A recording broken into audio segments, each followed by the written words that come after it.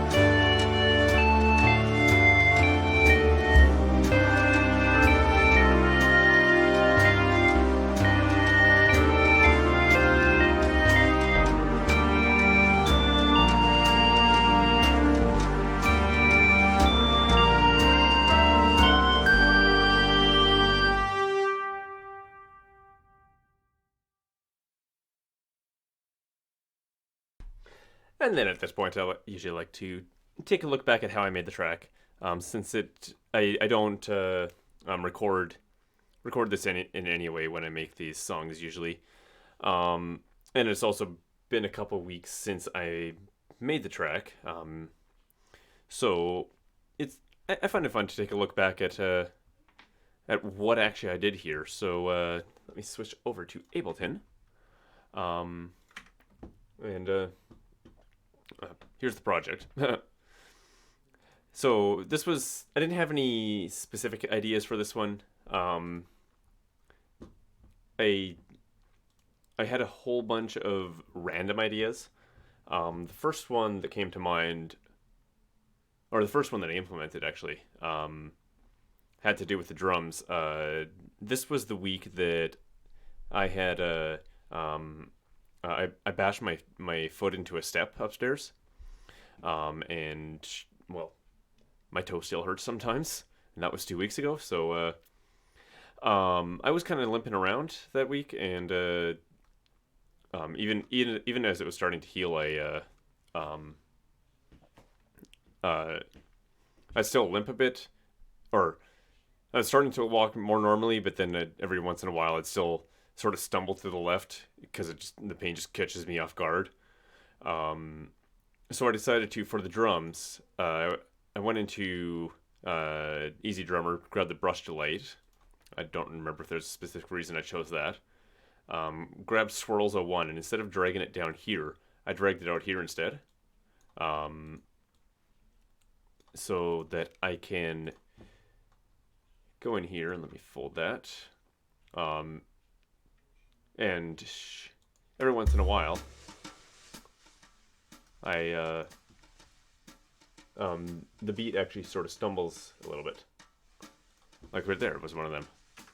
And there again. So let's see if I can catch that. No, it's not it. Right there.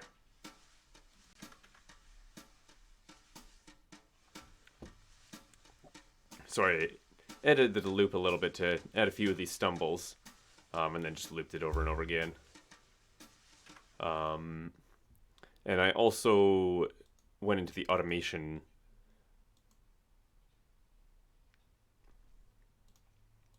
somewhere.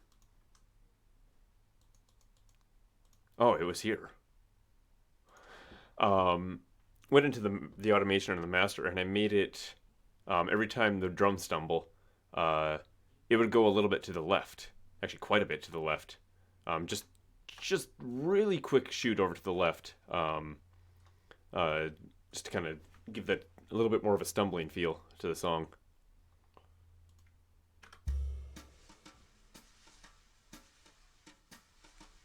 So you can kind of see it there, actually.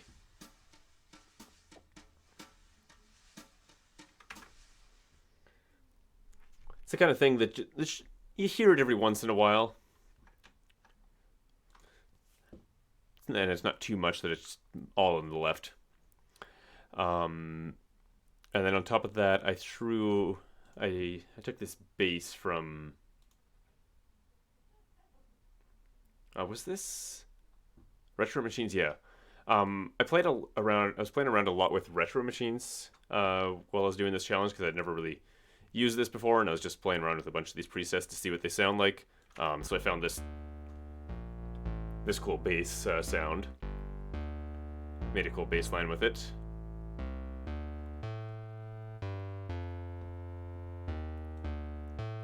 I guess I tried 8 times to record that.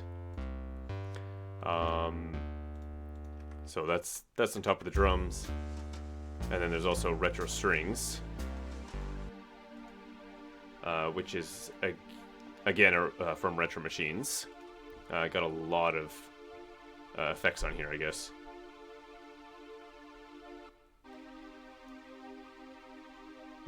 Actually, this gate here was... yes, I remember this gate. I'd forgotten about this. Did I do that here too? No.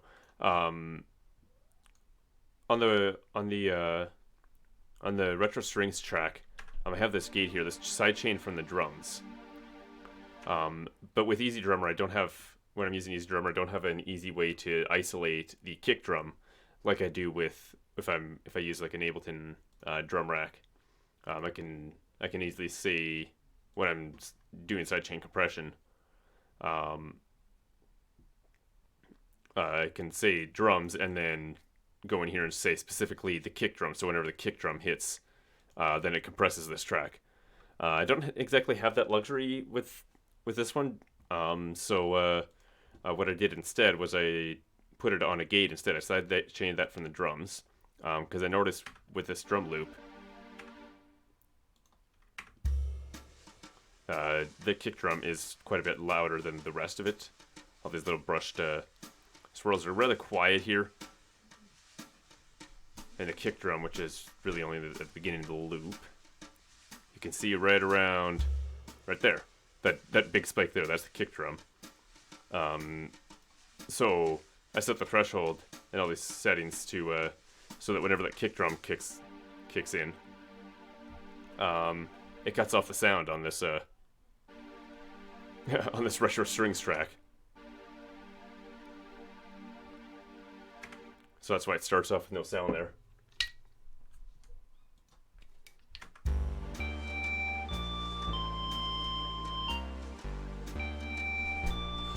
I have a strangely itchy elbow right now. There we go. And then, of course, the lead. And just kind of going straight down all these. This is this Retro Machines again? Yes, it is. Picked another random Retro Machines preset.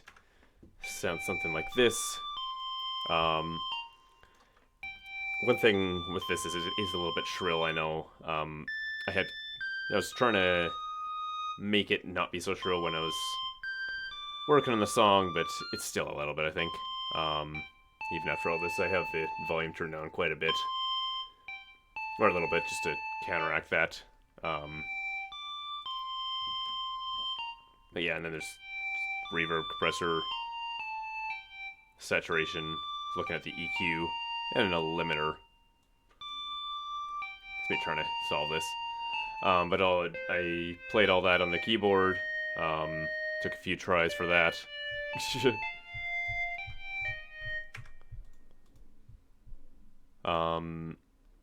And then to add to the cheesy sound, the whole thing has a chorus playing throughout. This chorus is from Olympus Microchoir. And when I say chorus, I mean choirs. I haven't used this in a while, but I grabbed the full ensemble from that and just played the basic chords. Added some not too many effects on that. Pretty basic stuff. The second part of this verse, the brass comes in, and this here was kind of a this here along with the fake out ending, because like this sounds like the ending there, and then it comes back. And that was actually, there's an old German song called Wie ein Stern by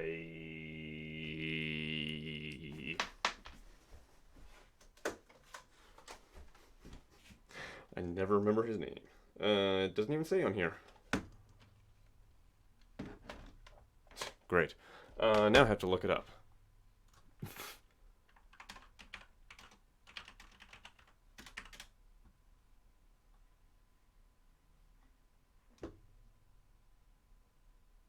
Frank Schubel, that's what it is. It's a really neat song. I quite like it. But it has this really big build up. With I don't know if it's brass, but it's not just brass. There's like drums and stuff. I mean, I think there's some brass in there. But it just really builds up a lot of emotion and then just stops, and it sounds like the end of the song. And then it just starts singing again. And it does that a couple times, and I really like how it was done in that song. And I listened to that song a couple times during that day. So that's where this whole idea to do this came in. So I created a brass group in the thing. These are, of course, from Symphony series, like usual.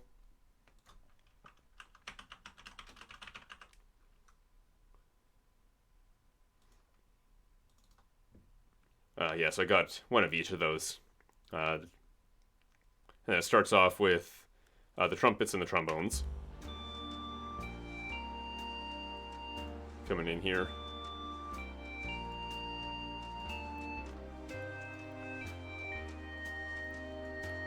Trumpets and trombones? No, trombones and horns. And then we, at some point the tuba joins in. It's pretty basic. And then the trumpet starts doing their little melody as well. Somewhat of a... I don't know, would that be a counter melody?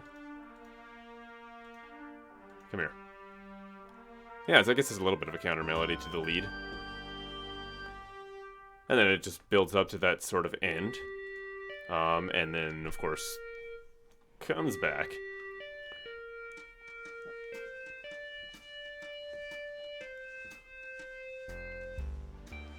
So when it comes back,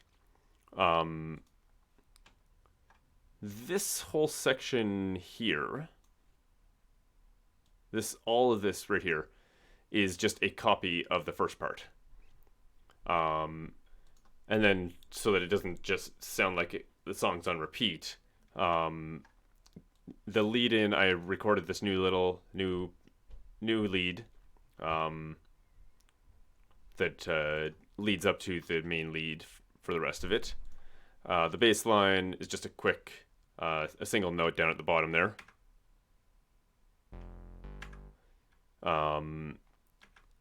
Just before the the main note that is in the main part that was copied. And the drums, I took the loop and I just dragged it backwards. And it just so happens that there's a stumble in here, right there. So it really, even if the stumbles sort of hide within the song back here, since this is mostly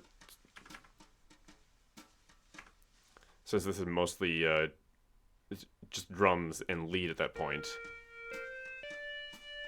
it really sort of emphasizes the stumble, I think. Really shows it a little bit more. Because in here it just kind of hides. Like it's supposed to be there. Which I don't think it's a bad thing. I actually like that. And then of course it comes to the end again. Which the end is... well, those are just playing chords and a single note for that, since I didn't want to do chords on tubas. And then a held note at the end of the trumpet melody, a held note at the end of the lead, held note at the end of the bass line, and just a single cymbal on the drums. That's a ride cymbal, that's that one there. Very lightly hit. Let me just put that over there. So yeah, that's how the song ends off.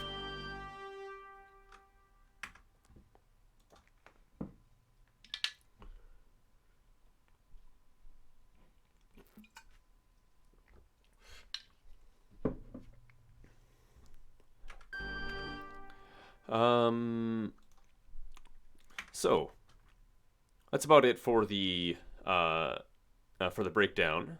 The master's not too complicated, just mostly the EQ that I have in there by default, a compressor, limiter, and probably a quick fade out at the end. Yeah, just to make sure there's no sounds hanging around after the song finishes, before the track finishes. But now I need a title for this, and I don't have any ideas, so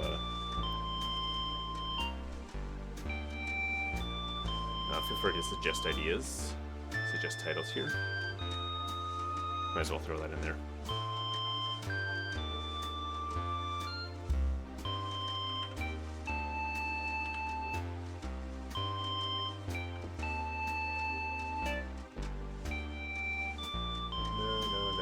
Wrong button.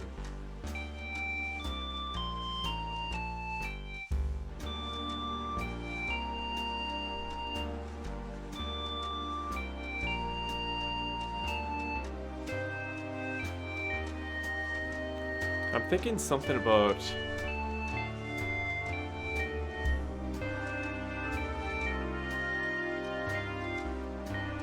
How did I walk into a step?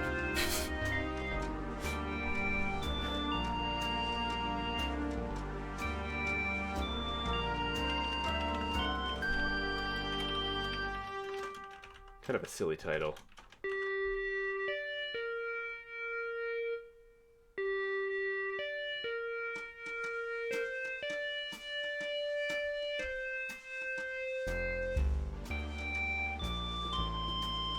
Oh yeah, I just remembered the reason I did. The reason I pulled up the brushes kit was because I wanted to do a swing rhythm, and that was just the first thing that came to mind. The reason I wanted to do a swing rhythm was because that kind of simulates limping.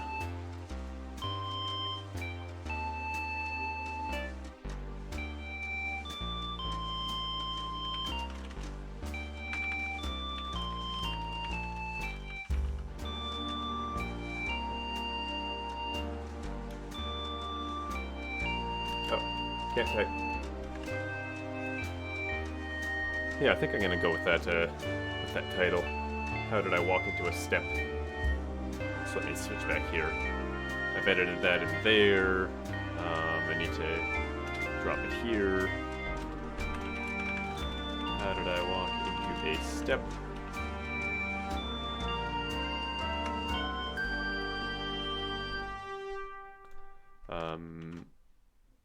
And then 823.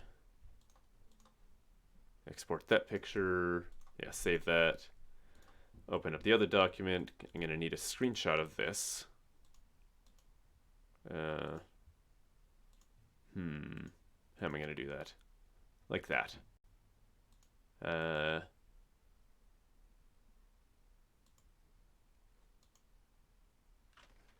Yeah, that'll do. Just trying to show everything, and I'd like to expand as much as I can, but I obviously can't expand everything, so just sort of picking and choosing what should be expanded and what should stay hidden. So just take a quick picture of this, copy that into here.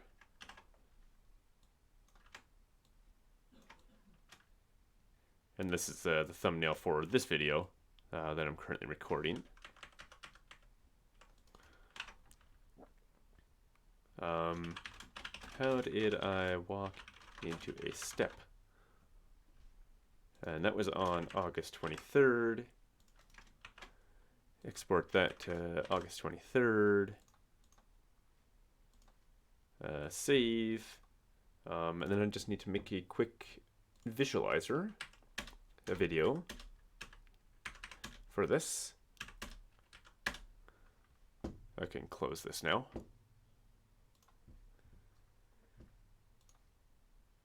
Okay, I already got replaced those, so I could just paste that in.